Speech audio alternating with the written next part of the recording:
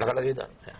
So sabi ko, Is it legal to tape a conversation? I didn't use it for public. All right, go ahead. So sabi ko, ito,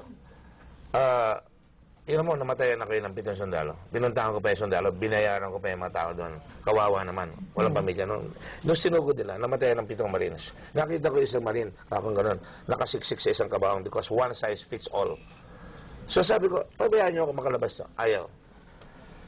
Kaya ako umiyak, kaya sabi ko, there will be blood in the hands of Gloria Macapagal-Arroyo. My tears were not just frustration, it was frustration and exasperation. Because hindi mo naman makukuha eh. No? So ano nangyari ngayon? Sabi ni Albader Parad, pag hindi sila batas, gagawin ko. Sabi ko, pag ginawa mo yan, I'll tell you this, 3 buwan pa lang, patay ka na. Dahil pinatay mo International Red Cross. Pero pag namatay ka, papaaralin kay mga anak mo. Kukumkupin ko para hindi mangyari sa kanila yung nangyari sa'yo. So, you're saying Gibo mishandled that? Yes. Okay. Yes. Specifically... People died. People died. Those were so-called soldiers. You know, the trouble with some of our generals is our soldiers' blood, their guts. Nabupromote. Look at that. Yung Magdalo, mali yan.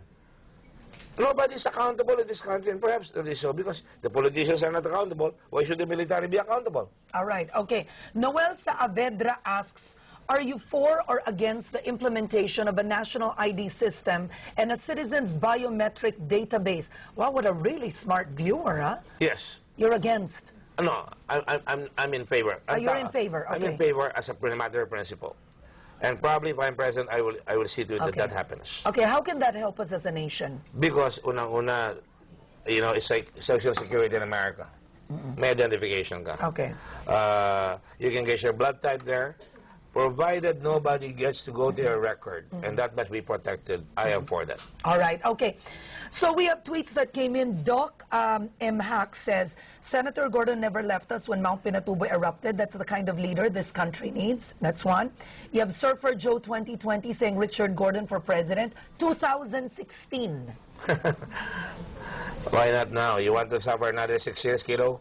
All right. Dini Diwara says Gordon is a falling star, a loose cannon.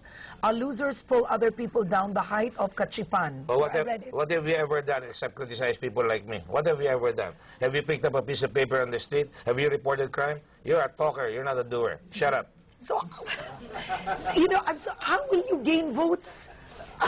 I will gain votes? I will gain votes by telling the truth. All right, okay. All right, Rod Magaro. He can insult me. I cannot insult him back. What you just did. So Rod Magaro, one of our viewers, asks, and this is an active Twitter too, if by chance you're the only one who will win and not Bayani, how would you select your cabinet members? Easily, I'll get the best men. Okay. Who have integrity and who can do the job. All right. Okay. You want a president that will tell you the truth. You don't want a president that's a wimp. You don't want a president that's, oh, sige, akong bahala sa'yo. You've been having that. Pagka nagkasakit kayo, akong bahala. Kaya pag nagpakasal yan, yung nag-Twitter na yan, ang ninong yan, 3 senador, 3 vice president, isang vice president, isang congressman. This is my good fan. But go ahead. No, I'll tell you, that's your society. Yung tao yan, yan ang type. Nabilib siya kay Noynoy, pero hindi niya babaliwanag kung hindi niya ba't iboboto si Noynoy. Kasi mabait, kasi hindi magnanakaw. Eh, hindi pa nagbarangay captain eh. Hindi pa nag-mayor, hindi pa nasubukan yan sa anvil of decision-making. Kaya nanginginig pag nagdidebate. All right, okay. Okay, M. Hads asks, can you ask Gordon that ang laki ng korupsyon niya sa Olongapo? I'm sure di siya iboboto